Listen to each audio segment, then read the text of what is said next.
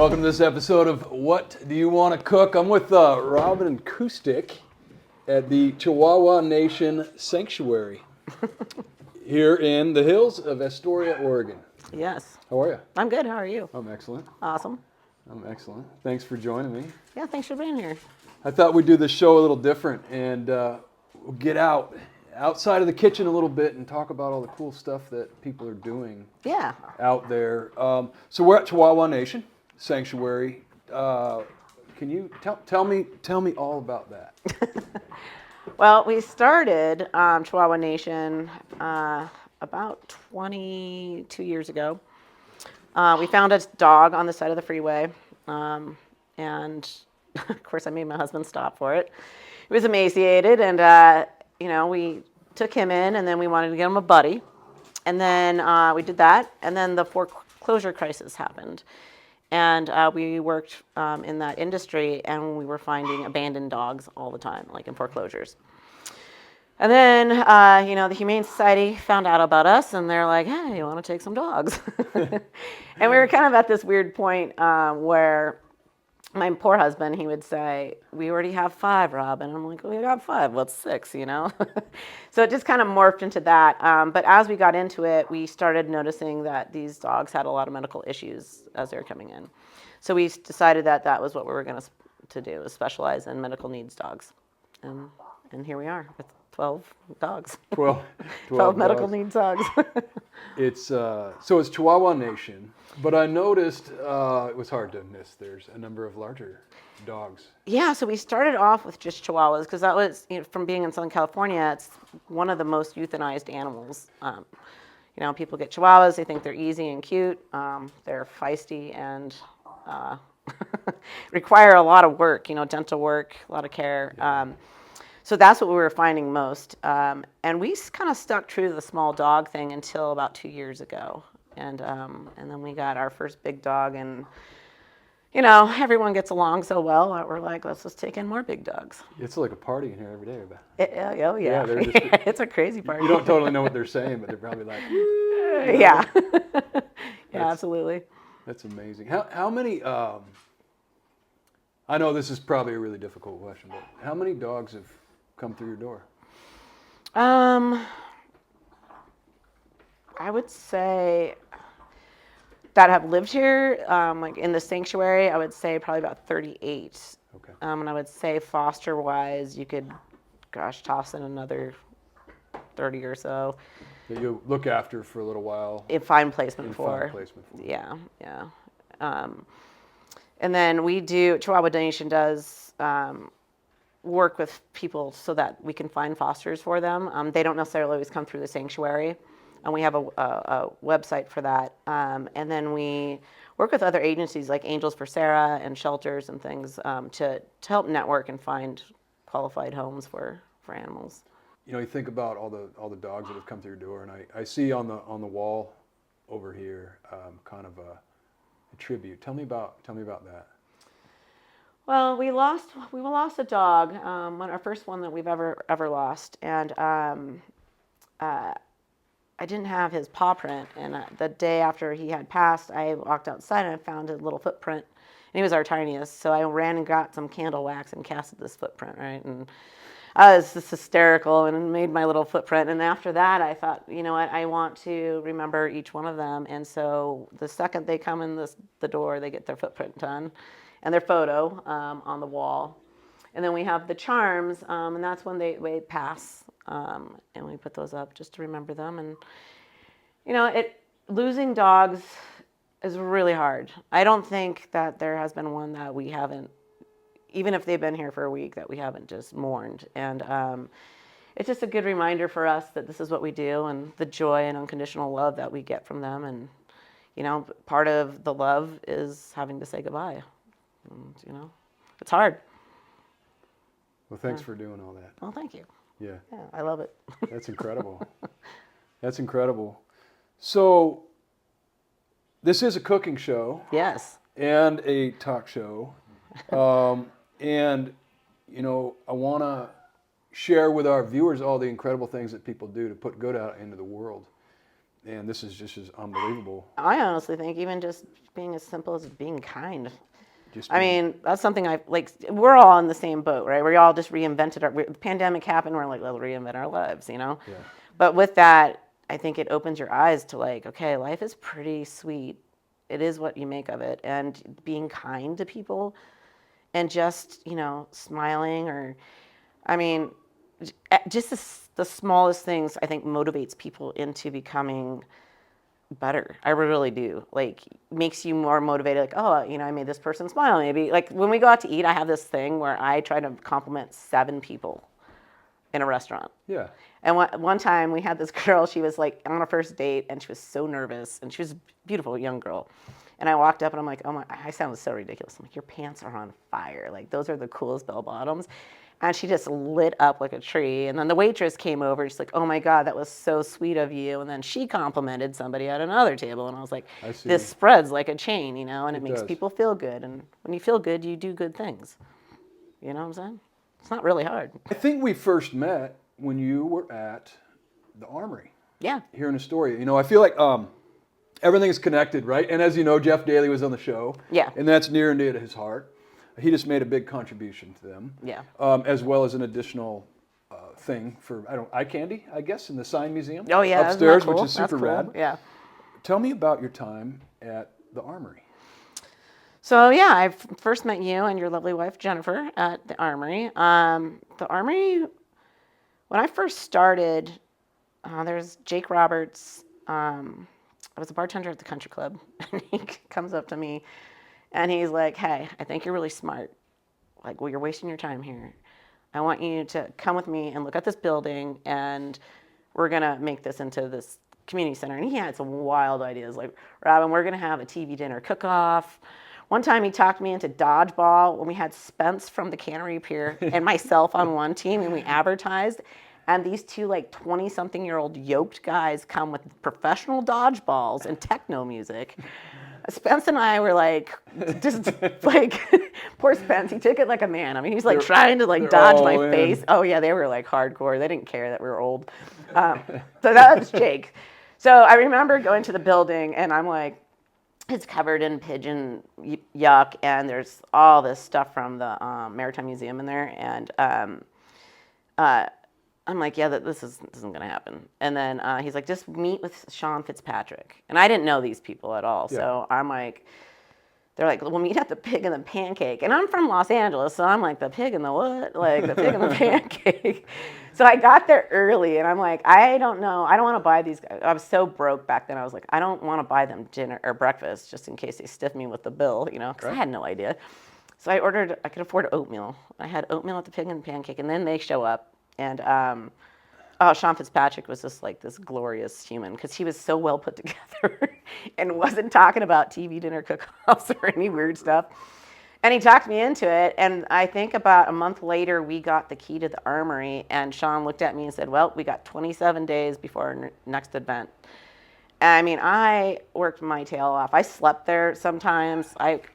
Thank God, people started volunteering. I was cutting down a wall one time, and an electrician's like, did you turn off the electricity? And I'm like, what? I mean, I made it out of that place barely. But once we got it going, I realized, and Jake and Sean realized, that the community had a need. And so we really fought hard to make sure it was a community center, and it was great. But there was so much, as your wife knows, there's a lot of heartbreak that comes with that when you're working with people in need and, children and all of that. And just so much goes into it. And it was a really big learning experience for me. It taught me, one, how entitled I was prior to the Armory. I took so much for granted. I didn't realize, even though back then, didn't have a lot of money, I didn't think, well, I have a house, I have a person who loves me, I have my dogs, I have food in my cabinet. And then seeing kids, when I started the Just Ask program, seeing kids stealing popcorn out of the trash can, that was such a gut-wrenching thing that I witnessed. And when I talked to these two brothers, they just didn't have the money to have the snacks and whatnot. So they were just taking empty, half-used bags of popcorn. So then I was like, oh, well, we got to do something about this. So let's Just Ask program. And you guys have brought food into the Armory for that, which was free food for families. All you had to say is, just want to Just Ask. And, it really spread like wildfire, too, because families would come in and have meals and then put a $20 donation, which $60, I can feed 60 kids, A lasagna goes pretty far. And Just Ask, meaning all they have to do is ask? Just ask, yeah, that's it. Just say I'd like the meal, Yeah. So I didn't want to call anybody out and say like, oh, let's have, I can't afford, my meal program or whatever, because I feel like some of these programs are just poorly named. So Just Ask, all you had to do is like, can I have the meal? And that spread like wildfire. And so many restaurants in town, gosh, they really supported that program. And obviously, Jennifer, your wife, knows a lot about the anti-bullying program. That was a big one for me. Not being from a small town, did not realize, how tough it is in a small town, but then also learning from these kids of like how difficult it is with social media. Like you and I were kids, you went to school, someone picked on you, you went home, and then you could forget about it. But now kids, they go to school, they get picked on, then they pick up their phone and they're getting picked on. It just never ends for them, and that's got to just be tough. So started that. And I just did it till I couldn't. What did to sum it up, like what did the Armory become ultimately, right? So it started with a kind of falling apart, dilapidated building that used to be occupied by the Maritime Museum for storage. Yeah. Right? And then was acquired by a group of, I like to refer to as good crazies. And these men that you're talking about are just unbelievable. The things that they have done to not only help bring a story back to life, but to create and maintain community. Absolutely. As well as their own things that they've done that have put a story on the map. Oh, yeah. One of the finest hotels on the West Coast, on a pier, beautiful housing opportunities here in Astoria. And ultimately, Sean Fitzpatrick, currently our mayor. Yes. He's a good guy. He is a really good guy. Compared to what you walked into to what the Armory became, tell me about that. Like, what is it, in a nutshell? What is the mission of the Astoria Armory? I know you're not there anymore. Yeah. But what is the mission of the Astoria Armory? I think the mission is kind of stayed true. I'm very proud. My mom, Susan Hobson, is the current president of the Astoria Armory Board. So after I resigned and there was the pandemic portion of life, and then my mom moved up here, and she's done an amazing job. She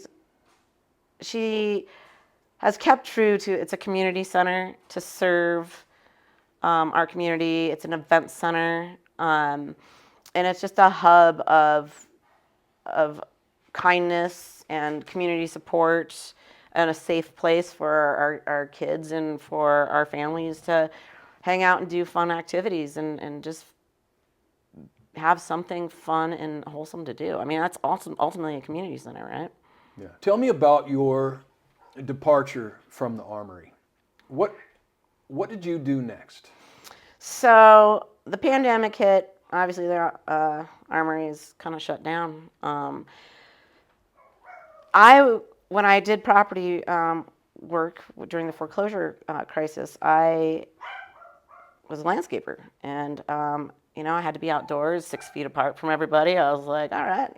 So I picked up a little job, and then the neighbor next door is like, oh my God, can you do my yard? And then I was like, why don't I just go into business right for myself? It is the greatest thing I've done for myself. I have the coolest job. I get to work outside. I get to listen to music. I don't have to deal with people. I get to work in nature. All I get is compliments from people. No one's like, oh my gosh, those peonies flowers are so horrible. Like, I just get all these great compliments. I come home and then I get to hang out with dogs. I can't have a cooler life. I mean, it's awesome. Yeah. I mean, I look forward to it every day. But that leads to my next question, though, Robyn, is what do you want to cook? I want to cook something healthy. So I am really I've lost 30 pounds this year. I've worked really hard on that, and I've learned about macronutrients and how easy it is to eat healthy and eat nice portions and lose weight. So I want to share that with people, so that way, you can have the energy to keep up with 12 dogs and, be a landscaper and, all the things that you need to do in life. Yeah. Yeah, being healthy is cool. I want to talk more about macronutrients when we get into the kitchen. Awesome. We're going to head down there here in just a minute, and let's make lunch. All right, that sounds good. Be right back with you just after this. My name is Chris Holen. For the past 25 years, I've had the privilege of calling Astoria, Oregon home. It's a place that's authentically reinventing itself and bringing about new life. And it's all happening through the incredible people that live here. They're making a difference, one meaningful act at a time. And that's not just an Astoria story, is it? It's a common thread intertwined through every thriving community around the world. Whether it's a small town or a big city, it's powered by its people. Folks dedicated to putting good out into the world. Now, what do you want to cook? We're bringing these stories right into my kitchen. This show is about connecting with the heart of the community, no matter where you are. We'll cook dishes that tell a story. We'll explore how these guests are making a difference. And we'll discover together why these moments of connection are so vital in today's world. It's a cooking show, a talk show, and a celebration of good people. So, what do you want to cook? And what stories do you want to tell? All right, we're back with Robyn Koustik. Well, we're not back. We're not back at Chihuahua Nation Sanctuary. We're down at the kitchen studio. We're going to do a little cooking. We had talked about this kind of diet, if you will. I guess it's not a diet. It's more of a lifestyle of eating. Correct. That you've took. Tell me more about that. So it's macronutrients. So you're basically watching your calories, or having maintenance calories, or if you're trying to gain weight, adjusting your calories so you can do so. Your protein, your carbohydrates, and your fat. So it basically gives you a balanced option of eating. You can still have your bread, your carbs, your meat, your vegetables, your fruits, even your desserts, but just doing it in a balanced way, so that way you can enjoy life and stay healthy and happy. Right. It's got to be, conscious with math. Yes. Right? You got to be conscious of it. I think I told you. We're using math. Math is my least favorite thing, but I do it constantly because, I do your macros, really. That's how you do your macros. Okay. I have not gotten into counting all the things. I do math for various other reasons in this, but okay, so here's what I did, and we kind of figured out the macros, right? Yeah. On this, right? So we're going to make a top sirloin. Okay, this is about 8 ounces, just under 8 ounces, but we're going to split it, right? So each portion, let's call it 4 ounces, top sirloin. And by the way, Painted Hills beef available at our favorite grocery store, the Astoria Co-op. Astoria Co-op grocery. Can't say enough good things about it. All right, anyway, that was my plug. All right, we also, we're going to make mashed potatoes. I went ahead and cut up potatoes. I feel like a red potato with the skin on is likely one of the healthier options. Absolutely. Is that right? Yeah. I saw that there is a healthier option, but there was something about making purple potato mashed potatoes, which they weren't doing it for me. So purple potatoes are actually healthier than red potatoes with the skin on. But I decided to go with the reds. They look nice at the co-op this morning, right? So there you go. We are just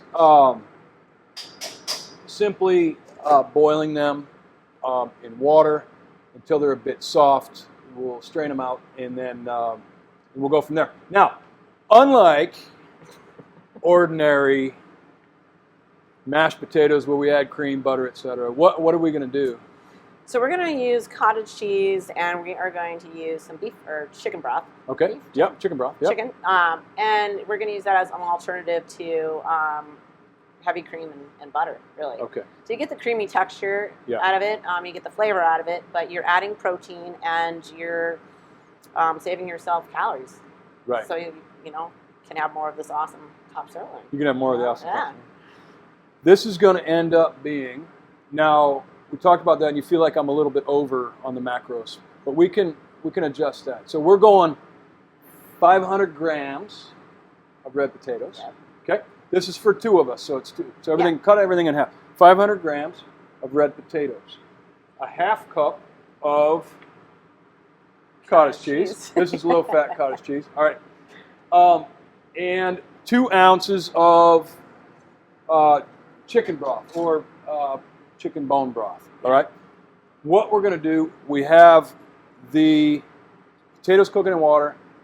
We're going to bring this up so it's warm already. We don't want to totally like cool our mashed potatoes down too much, so we'll have this warm, and we're going to just throw the cottage cheese and the chicken stock in a blender. Give it a little, and then we'll just fold it all together with the potatoes. Yep, that's Sound it. good? All right. In another pan, okay, we're going to do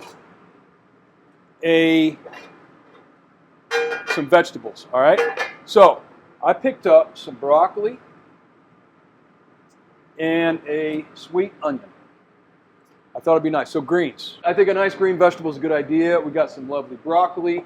We are going to lightly toss it in just a little bit of avocado oil. You were telling me that you like the avocado oil in a spray. Why I do. Is that? It's 1 calorie per spray. Okay. And most of the stuff I cook, I just need it not to stick to the pan. Okay. So it takes a lot of the math away, because if you're using, and I'm not saying olive oils or any other oils are bad for you, Right. but measuring out your oils is really important. If you get a little heavy-handed with that olive oil, you could be adding hundreds of calories to a meal that you think is low calorie. It's unnecessary, It's right?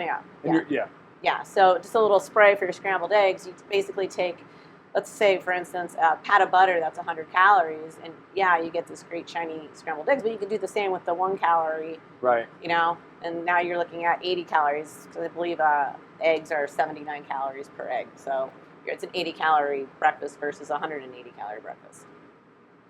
Makes sense? That makes sense. The other benefit to avocado oil, if you don't know, it has a really high smoke point. Oh, it does, yes. Yeah, it has a high smoke point. So they say 500 degrees before it starts to burn in the pan. So that's actually a good thing too. So yes, also good. Okay, a little bit of avocado oil. We're going to season this lightly with the savory blend sea salt from our good friends at Chef Daddy brand seasoning salts, enhancing life's flavor. Right? Is that good? I love it. Yeah. I haven't changed it yet. I keep just like I'm trying it out on a regular basis. I think it's But cool. the tagline, you know, it's like yeah, go for it. Yeah. savory herbs. I know where you can get some of this. There's a link, by the way, in our YouTube, just so you're aware. Awesome. All right. Okay. We're going to just lightly season the broccoli. Okay. In the skillet, okay, we're going to put just a little bit of avocado oil. We're going to lightly season the top of these onion. What I was thinking is that we'll give these a good sear. Nice. On one side. We'll flip them over. Okay. And then throw the broccoli just in the same pan. Perfect. And then just throw it in the oven. Okay. Oven's on 350 degrees convection. Okay. Conventional at home, that's totally fine. If you don't have a fan, 350 is good. Okay. Okay. That's nice. Smells good. Smells Right? really good. Folks, if you're enjoying our content, don't forget to subscribe to our channel. We really appreciate the support. Hit the subscribe button. Click the little bell. You'll get a notification when the next episode is coming out. So thanks for watching What Do You Want to Cook? And we appreciate that very much. All right, so we're getting a little sear. Okay, I think these are good to go. Yep. So what I'm going to do is just strain out the water. Let them kind of dry off a little bit. All right. Let's put this back on the stove, heat it up a little bit. Okay. Onions. Can you grab the broccoli? Yes. Okay, we got a little sear. We're going to get a little caramelization. Okay. go ahead and just pour that in the empty spots. All right. Okay, flick it off, the whole thing. Going in the oven. Beautiful. That's it. All right, in the other pan. This is a little hotter. I want a good sear on the steak. So I turn it up like we're going closer to medium high. Okay. All right. We are going to use, yes, a little bit more Thank you. avocado oil. Okay, but like you said earlier, it's going to help keep it from sticking to the pan. So Absolutely. that's kind of the best. What's the temp we're going for on our? What temp do you want to go for? I'm kind of a rare, medium rare kind of gal. Are you? Yeah. You know, Well, let's do that. okay. Rare, medium rare. I love it. I'll eat it. All right. Let's Good. do it. We're going to cook this steak. Is fairly thin. Okay. We're going to season it a little bit independently. Okay. We'll get the other side after we put it in the pan. It's not going to take much. We'll give it a good sear. It'll kind of get it good, like golden, like not char, because we're not like licking it with flames like on a grill. Yeah. It'll give it a good sear on it. We'll flip it over. We'll probably turn the heat down to like medium, and we'll just let it finish off in the pan. Perfect. I think it'll work out good. My kind of cooking. Easy. Your kind of cooking. All right, now this is your part. Okay. Okay, in the blender, we're gonna go. Not that. We're gonna go this. Here is a. Oh, thank you. Okay. All right. The idea was we're trying to create something creamy as an alternate, right? To using butter or cream for mashed potatoes. Yeah, so a food swap. food swap. Ooh. Yeah. Hashtag food swap. Yeah. That's already a thing, I'm sure. Hashtag food swap. All right. Okay. So I kind of, after playing around with this a little bit, I thought half a cup works well with 2 ounces of chicken stock by volume. All right. Okay. We're going to use our slightly persnickety Vitamix. So Vitamix, if you're paying attention, this one's got an issue. So if you want to send me a new one, that'd be cool. Did I just set it on there? That's You just set it on there, yeah. Okay. Well, that's easy. Okay. While we're doing that, let's just do that. Okay. Okay, season the other side a little bit. I am a huge fan of cast iron. So if you're not using like a barbecue, a grill with charcoal or gas, or maybe you use a Traeger, we can get a good sear. Like this is your next best option. Absolutely. Plus it gives you that like, I don't know, there's something just so quality about a cast iron pan, the way it cooks food. It's like, this pan's probably 100 years old. Oh, that's cool. It's cooked a lot of steaks, and I understand like a lot of like fried chicken actually at one point. I acquired it from a good friend. Anyway, it was a gift. What do you season your cast iron pan with? The main thing, scrub it, clean it, dry it thoroughly, and then I just actually spray it with oil. Okay. So you could use your avocado oil. And if you're using it often enough, like it's not going to go. Like you got to be careful about like spraying it and then putting it away for 2 years. Yeah. Yeah, because it'll get rancid, right? But yeah, we use ours often. My husband's really particular. I believe it's olive oil that because I do the dishes when he does the meat, so that I season it with. But yeah. I just use the canola spray that I use for like cookie sheets or whatever. I just spray it really good. And same with all the pans back. So these are all carbon steel besides the copper ones. So those all need thoroughly cleaned, dried, and oiled before putting them away. Okay. They'll rust in about 5 minutes. Good to know. Good to know. Right? Okay, so 2 ounces. That's just a ladle. Okay. Actually, here, go for it. Okay. And I think, why don't we go ahead and throw the garlic in with that? So it's like a heaping teaspoon, or it's even a tablespoon. Okay. All right. Now, due to its persnicketiness, yes. still works though. So all right. It's not like I'm replacing you. Don't worry. Not yet, anyway. All right. We'll give that a quick little blend.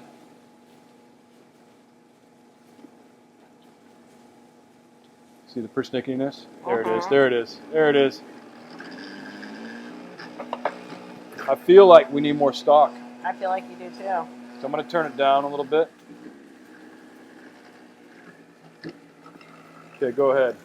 Oh, here. It might be hot. It's oh, good. Not hot. Okay. Let's add another little bit while it's blending. There it is. There it is. That'll be an outtake later. Okay. We'll crank it up. I think it's good. Yeah.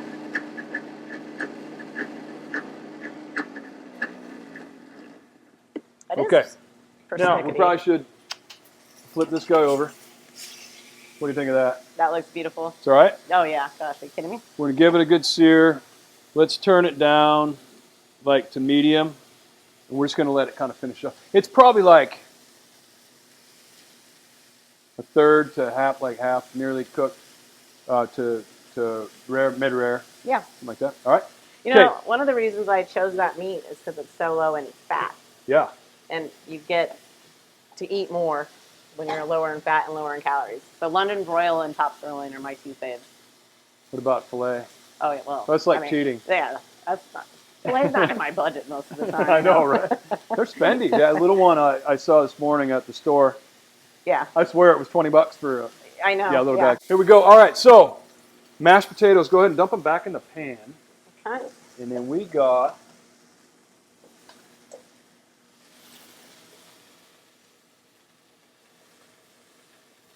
that. That's nice. Yeah. I like it.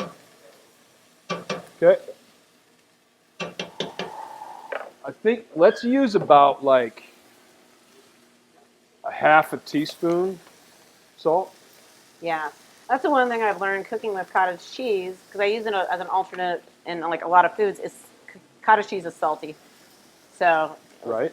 You know, I've tried making, on the internet, there's a bunch of, make some cheesecake out of cottage cheese. Well, one, I don't think that's really achievable. But two, it's so salty. So, just keep that in mind if you try this. Alternate cheesecakes are fun. I don't know. I feel like a cheesecake you can have a cheesecake, or not a cheesecake, but a slice of cheesecake versus having to make a cottage cheese one. You want to do the mashing? Yes. You do the mashing. I'm going to capture some of the magic on our little GoPro. You want these smooth or just? I think smooth. Like, how about we call them smashed potatoes? I love it. That's in my skill set. Yep. Excellent. All right. Now, I think, oh man. Okay. This is off. What I'm going to do is take the steak out of the pan and just let it. That's okay, right? That's gorgeous. That looks pretty nice. Yeah. We're just going to let it sit here, okay?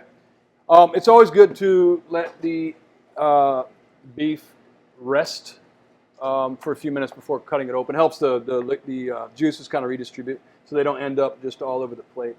Yeah. So that's always a good idea. Let it rest before you cut it. All right. And we probably should have a look at that. That looks amazing too. Hey, that's pretty good, right? Yeah. Broccoli and onions. We'll put those on top. Cool. Yeah, a little more liquid in there. So tell me what else. Tell me more about this. Like, how did you, I don't know, discover that this was kind of a way to eat that would be best for your lifestyle? So about a year ago, I woke up and I'm like, I feel crummy. I don't feel healthy. I don't feel good. I'm 49 years old at the time, and I'm like, I just feel like this can't be it. So one of the things that I did is I went and got my hormones checked. And that was the greatest thing I ever did, because once I got balanced, and the greatest thing about Astoria is we have so many awesome people here. There's a place called Vitality Tea that's in Astoria. He will, if you're a woman in menopause, perimenopause, or senior, please go check him out. Same with men, because it will change your life. So he got me set up with, all my stuff, and I'm like, wait, life can get better from here, I bet. Right. So now I'm going to start eating healthy. And then I got my hormones balanced. I started losing weight. I started feeling good. I started sleeping good. I have energy. Having Chihuahua Nation, like, I got to have energy. I got 12 dogs. I have my own landscaping business. Yeah. And all of a sudden, my whole world changed. My outlook on life changed, where I'm like, okay, I'm cool. I'm chill. I don't have anxiety. I feel good. I feel good internally. Like, all my problems like that, I felt like, okay, you're going to turn 50 next year, do or die time. Like, those have all disappeared. And it just became such an easy lifestyle. Right. It's given me more time. It gives me peace of mind. There's nothing I can't handle, and I just am enjoying my life. And my big reason of wanting to share this is that it's such an achievable thing for everybody. And I think for women especially, we're not told, it's like, oh, you're going to go through this thing. It's called, perimenopause and menopause. Just deal with it, And there's all those jokes, like, you'll get a mustache and you're going to get this and that. Well, those things can happen. And so I think the important thing is knowing that there are resources for you. And once you jump that first hurdle, then eating healthy, exercising, being more aware of other people, because you're not stuck in your own head, you just start realizing life is so awesome. Right. And I think those two things, really, nutrition and hormones, man. First day of the rest of your life, right? Absolutely. I wish I would have known this 20 years. I actually feel like I'm 25. I look in the mirror and I'm like, good for you. But I feel like I'm 25, and it's just awesome. It's incredible. Awesome. So yeah, I highly encourage it. Oh, thank you. Oh, that's great. Yeah, man, it's going to be a game changer, right? Yeah. Okay, let's do this. I'm going to flip this guy over. All right. Juice Groove will catch the juice. Let's move this out of the way. All right. So, if you don't mind, we are going to put mashed potatoes on here. Okay. I don't know, get fancy. Do what you want. I'll try my hardest. I'm not a very fancy person. Done. That's perfect. Beautiful. Yep. We're probably not going to, we'll eat the rest of these later. There we go. All right. Cool. And I thought that we could, all right, let's see how we did. That looks amazing. Oh, I think we did it. Yep. What do you think? Is that what you like? Yeah, that's just beautiful. All right, so we'll cut this guy up.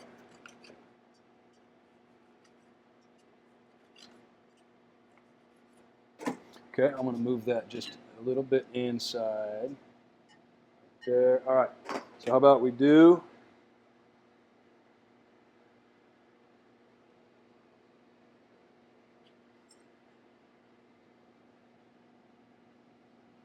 okay, there's that. Now, so far, so good. That's like spot on. I think we did good. Yeah. Okay. I thought we could just do like, love it. Maybe just an onion there. I'm going to lose that outside one. I think it was mostly the skin or something. Oh. Okay, and because it's just a fine idea. Because green is good. Green is good. Green is good. All right. What do you think? I love it. Looks amazing. All right? Yeah. Okay. There you go. You got to hold it up. We got to get the shot. Okay. What do I do? You're good. We're going to get the shot. All right. We have a beautiful cast iron seared top sirloin, caramelized onion, mashed potato with, what did we say? Food swap. Food swap, yes. Food swap mashed potatoes. All right. And nice, beautiful green broccoli. It's a good looking dish, Robyn. Thank you. All right.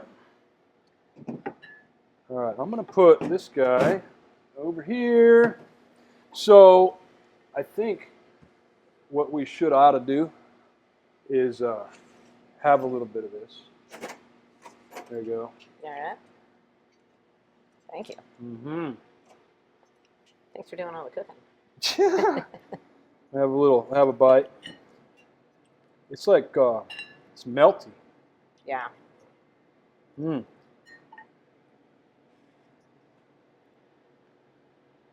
Very good. Yeah? Mm-hmm. It's all right? It's excellent. If I'm quiet, you know it's good.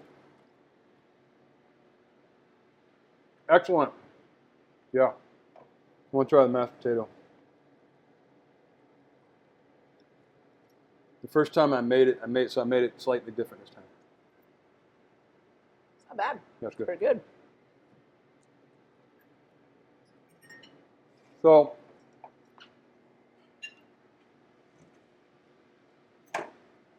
Robyn, we talked a lot about